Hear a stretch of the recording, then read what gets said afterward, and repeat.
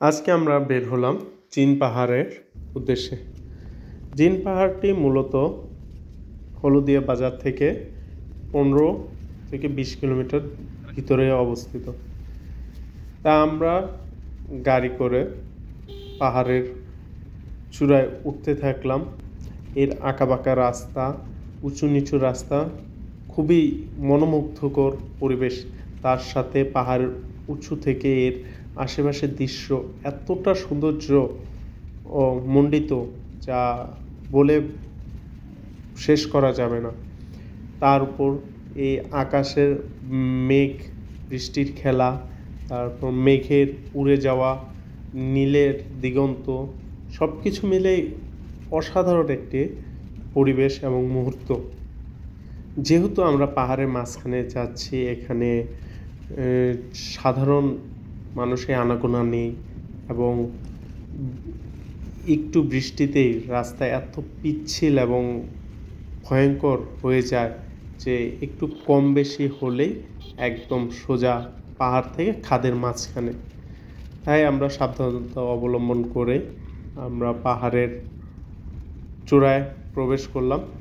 এখানকার জীবনযাত্রা যে মানুষ পাহাড়ের ভিতর থেকে গাছ কেটে বা কাঠ কেটে মাথায় করে এই 12 কিলোমিটার বা 10 কিলোমিটার হেঁটে তারপর পরিবেশে নিয়ে আসে।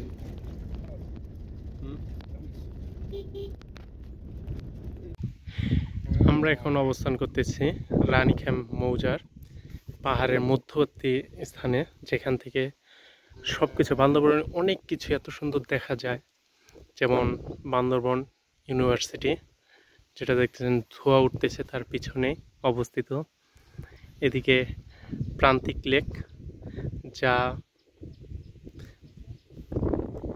হলদিয়া বাজার থেকে 3 কিলোমিটার দূরে অবস্থিত, এবং এই প্রান্তিক লেক থেকে আনুমানিক 7 কিলোমিটার ভিতরে আরও পাহাড়ের মাঝখানে আমরা অবস্থান করতেছি, যেখান থেকে বান্দরবন ইউনিভার্সিটি, নীলাচল পাহাড়, তারপর চিম্বুক পাহাড়, সব কিছুই এত সুন্দর দেখা যায়। পাহাড়ের সবচেয়ে সুন্দর দৃশ্য হলো যে মেঘ বৃষ্টির আলো ছায়ার লুকোচুরি খেলা। এখান থেকে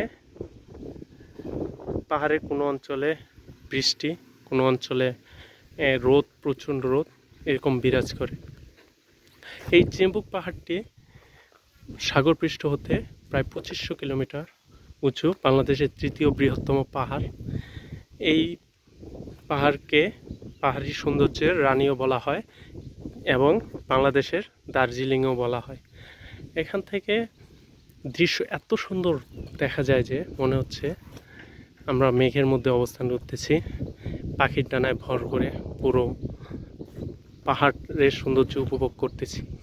এই সাইডে হলো আলীনগর শহর। আলীনগর শহরে এত সুন্দর দেখা যায়।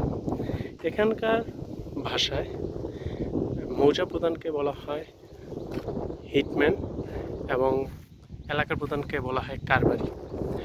এই বান্দরবনে একমাত্র আলীনগরে বাঙালি কারবারি অবস্থান। তা আমাদের আরেকটু ইচ্ছে হলো যে আমরা পাহাড়ের আরও ভিতরে যাই, জঙ্গলের একদম ভিতরে। তা আমরা সেই উদ্দেশ্যে আরও ভিতরের দিকে রওনা দিলাম। তা যখন এই ভিতর দিকে হেঁটে যাচ্ছিলাম, অনেক অন্যরকম একটা ফিল আসছিল, কিন্তু তার সাথে একটু ভয়ও কাজ করতেছিল, কারণ এটা খুবই নির্জন এলাকা। কিন্তু যেখানে সৌন্দর্য উপভোগ করতে হয় সেখানে তো এরকম একটু ভয় থাকবেই, একটু জীবনের রিস্ক থাকবেই। তা উপেক্ষা করেই, এই ভয়কে জয় করেই এইসবের সৌন্দর্য উপভোগ করতে হয়। তো এখান থেকে চিম্বুক পাহাড়ও খুবই সন্নিকটে দেখা গেলেও কিন্তু অনেক দূরে অবস্থিত। এর আশেপাশে পুরোটা উপভোগ করে আমরা আবার ফিরে আসলাম।